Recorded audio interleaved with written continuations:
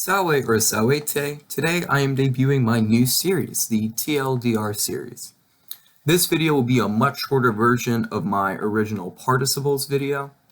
While it will have a little bit less detail and it won't have the example sentences, this video will be more streamlined and a little bit more organized and easier to understand, so you don't have to sit through that entire 65-minute video to get all the information that I want you to get. I will condense that 65-minute video into about 15 minutes or so. So without further ado, participles. What are participles? Participles, they are verbal adjectives. So what do I mean by the phrase verbal adjectives? They are verbal in the sense that they are formed from a verb and its meaning is carried over from said verb. However, they're adjectives because they have to modify nouns, and because of that, they have to agree with the nouns in gender, number, and case. If you took a sentence like the happy boy, happy, that is an adjective which modifies boy. An example of a participle would be the sitting boy. Sitting comes from a verb, however, it is modifying boy. It's giving more information to that. So it's a participle, a verbal adjective. As you might have learned up to this point, there is a perfect passive participle. With that description of a perfect passive participle, there is a tense and there is a voice. So you can infer that there are different participles based on different tenses in different voices, and that inference would be correct. All told, there are 4 participles: the present active, perfect passive, future active, and future passive participle. I've starred the future passive participle because that's a Latin 3 concept. I will touch on it in this video like I just touched on it in my original video, but I'm not going to get into too much detail on it. So without further ado, let's start with the present active participle.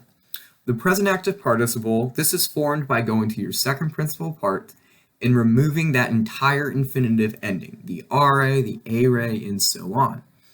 And then once you've removed that ending and you have that stem, you want to add one of the following endings based on its conjugation. You'll add ons if it's first conjugation, ens if it's second or third conjugation, and ens if it's third IO or fourth conjugation. So some examples of present active participles would be amons. Amons, this comes from amo. Amo, go to its second principal part, amare, drop the ARE, and you're just left with and then since it's first conjugation, you add ons. That gives you amons, the present active participle. Next, let's go to mitto. Mitto, mittere. So that's the second principal part. Go to mittere, drop the ERE, then you're just left with mit, and then we will add the second or third conjugation ending, which is ens, which gives you mittens, which is the present active participle for mitto. Lastly, we go to audiens. So that comes from audio. That's fourth conjugation. So go to its second principal part, which is audire. Then from there, what you want to do is drop the IRE, which just leaves you with aud, and then you add the third IO or fourth ending, which is ens, which gives you audiens, the present active participle from audio. Present active participles are translated as verbing. If you remember the example I gave at the very beginning of this video, I said the sitting boy. Sitting, that is a present active participle. It has that verbing ending. So, amons, that comes from the verb to love, so verbing, the translation for the present active participle is loving. For mitto, that means to send, so its PAP translation is sending. For audio, that comes from the verb to hear or to listen, so make that verbing and it's hearing or listening. Present active participles can also be used substantively in sentences. That's why I have brought us back to our title slide. The quote here is Vox clamantis in deserto. This is the motto of Dartmouth College. It's translated into English as the voice of the shouting one in the wilderness. As I said before, participles must agree with whatever they are modifying in gender, number, and case. The most basic level, nothing else in the sentence is in the genitive case. So there's nothing else that Clemontis can modify. Because of this, since there's nothing that is modifying, that is being used as a noun, although it is a participle, which is why we can use it substantively. That is how we can translate it as the voice of the shouting one. Since it's kind of ambiguous in the gender, it's best to translate those as one or ones if it's plural. If you know that it's masculine, you can translate it as man or men, depending on the number. Same thing for feminine, you can translate it as woman or women, depending on the number. Since participles, they're a type of adjective, they can also decline. Present active participles decline like third declension adjectives of one termination. All that phrase means, third declension adjective of one termination, is that it declines like a third declension adjective. So I stemmed in the plural, and it's going to do some weird stuff in the ablative singular. It won't always be a long I ending. I will get to that. And one termination means is that there is only one nominative form for masculine, feminine, and neuter.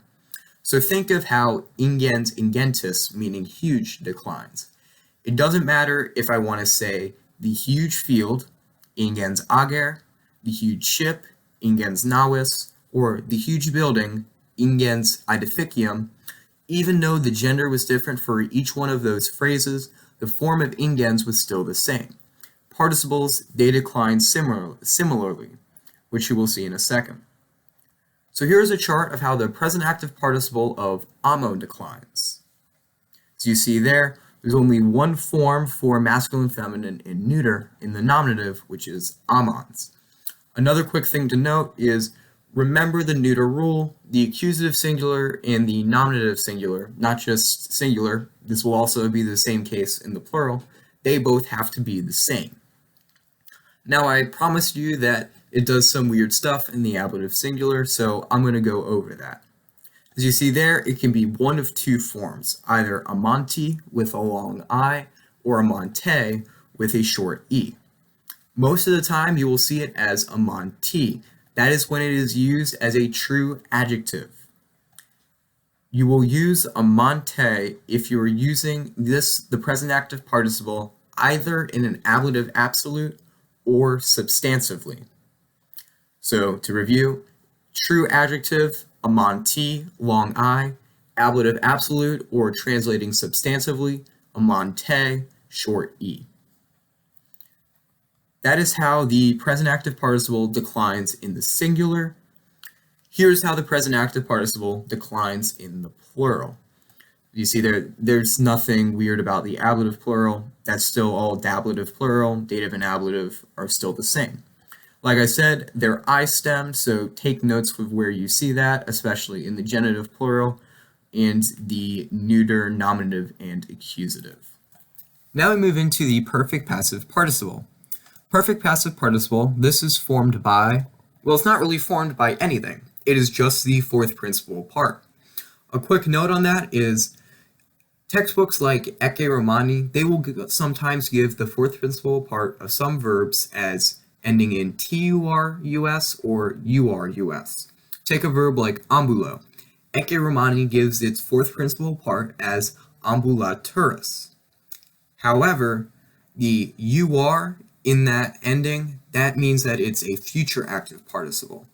So if you see a UR in the last 3 or 4 letters of a participle in your textbook, that's actually the future active participle, not the perfect passive participle. Only fourth principal parts that are tus or just a US in the last 2 or 3 letters, that indeed is a perfect passive participle. Perfect passive participles, they are declined as having been verbed or just simply verbed. Either is an acceptable translation. Perfect passive participles, they decline like first, second adjectives. So your normal us, endings. It's that basic. There's nothing funky in the ablative singular. It's just us, Some examples of perfect passive participles. Take amo.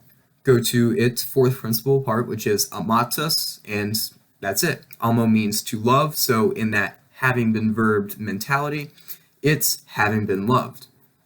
Capio, go to its fourth principal part. It is coptus. Capio means to capture or to seize, so you can translate it as having been captured or having been seized. Audio, go to its fourth principal part, which is auditus. Audio means to hear or to listen, so you can translate it as having been heard or just simply heard. Next, we'll move into our future active participle. This is formed by taking our perfect passive participle and adding a UR right between the T and the U, or right before the last U of the perfect passive participle. So your ending should either look like turus or urus. If you're using a textbook that gives future active participles as its fourth principal part, if you see an ending turus, like an ambulaturus, that's when you know that you're dealing with a future active participle and you don't have to do anything with that fourth principal part. You can just leave it. So some examples before I get into the formal ones. Take a verb nekonekare, meaning to kill. What you want to do there, go to its fourth principal part, nekatus, and then you want to add the UR in between the T and the U to get nekaturas as your future active participle. For verbs that don't have a T in its perfect passive participle, like lido, lidere, lysi, lysus, meaning to harm, you want to put the UR right before that last U in the us. So you take your perfect passive participle for that verb, lysus, add the UR, and you get lysurus. That's the future active participle of lido. Another thing to think about is take the word future itself. Notice the UR in the last three letters. So when you think of a future active participle, think of that UR. Think UR in future. That's what you need to add. Future active participles can be translated in a litany of ways. About to verb, going to verb, intending to verb, and destined to verb are just some of the translations that are acceptable. For most of the time, you can pick from any one of those translations, but in some sentences, it will be clear to you that some translations work better than the other ones. It's just context clues to help you figure that out. Future active participles, as you can probably see with the US ending, they decline like first, second adjectives, like perfect passive participles. Some formal examples, I'll only go through a couple of these, not all four. Take the verb amo, go to its perfect passive participle, which is amatus, add the UR for future, and you get amaturas, which is about to love. Take the verb winko, go to its perfect passive participle, which is victus, add the UR to get victurus, which is about to conquer. Take the verb audio, go to its fourth principal part, which is auditus, and add the UR to get auditurus, which is about to hear. One of the cool things that you can do with the future active participle is a grammatical construction called active periphrastic. What an active periphrastic is a form of the future, or is the future active participle plus a form of sum esse. So let's take this first sentence. Caesar victurus erat Gallium. In this sentence, we have an active periphrastic. We have a future active participle, victurus, and an imperfect form of sum esse, erat. When you see an active periphrastic, once you've identified it, there's a formulaic way that you want to translate it. You want to translate the form of sum first, and then you translate your participle.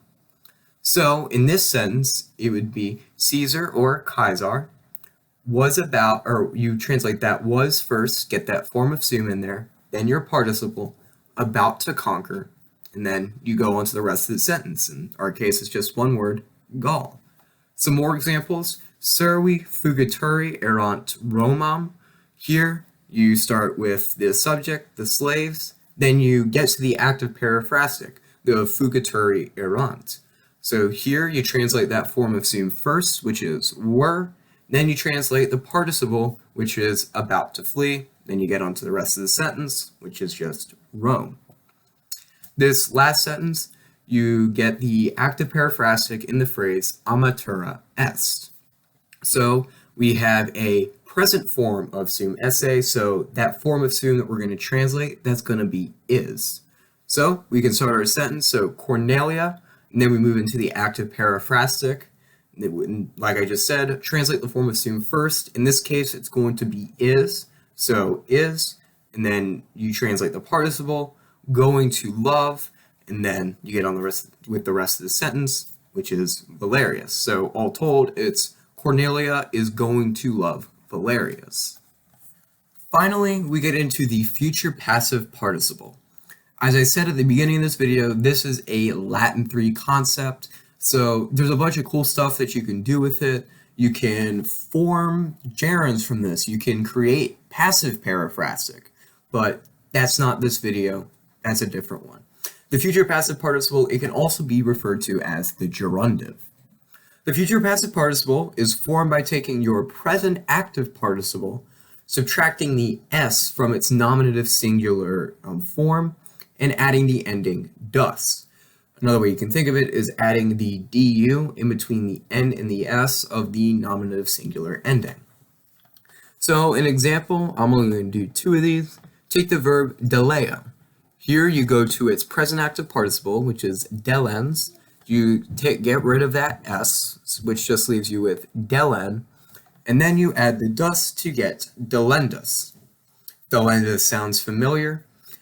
You see this form in the phrase Carthago delenda est. That's actually a form of a passive periphrastic. In passive periphrastics, like I said earlier, you use future passive participles, which is where that form comes from. Next, well, I'm going to do amo as my last example. We go amo, you go to amons, which is its present active participle, drop the s, which just leaves you with amon, and then you add the dus, which gives you amandus. If you see the second example, I accidentally took off both the n and the s.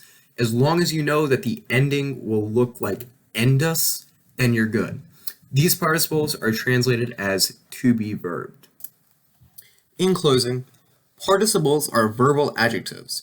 They're verbal because they come from a verb and get their meanings, but they're adjectives because they help to modify nouns. As a result, they have to agree in gender, number, and case. Despite what the board says here, there are only 4 participles. I made the same mistake in my last video. I made it a note in the description there. I will do the same here. Take a second, pause the video, take a look at the chart to refamiliarize yourself with the forms for those participles and their translations.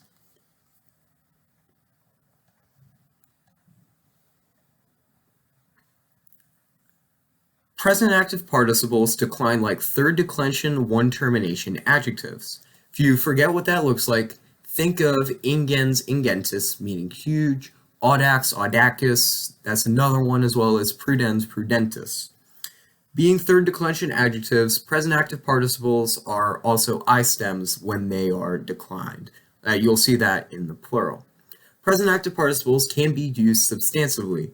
Think back to our vox clamantis in Desero example, the voice of the shouting one in the wilderness. In that sentence, clamantis is the only thing in the genitive, so you know that that's being used substantively because the participle isn't modifying anything else.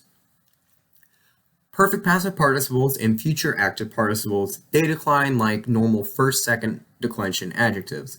They don't do anything weird, for the most part. Future active participles plus a form of sum esse creates a grammatical construction called an active periphrastic. This is translated as the form of sum first, and then you get into the participle, which is about to verb, going to verb, depending on what works the best. So an example is volaturi sumus.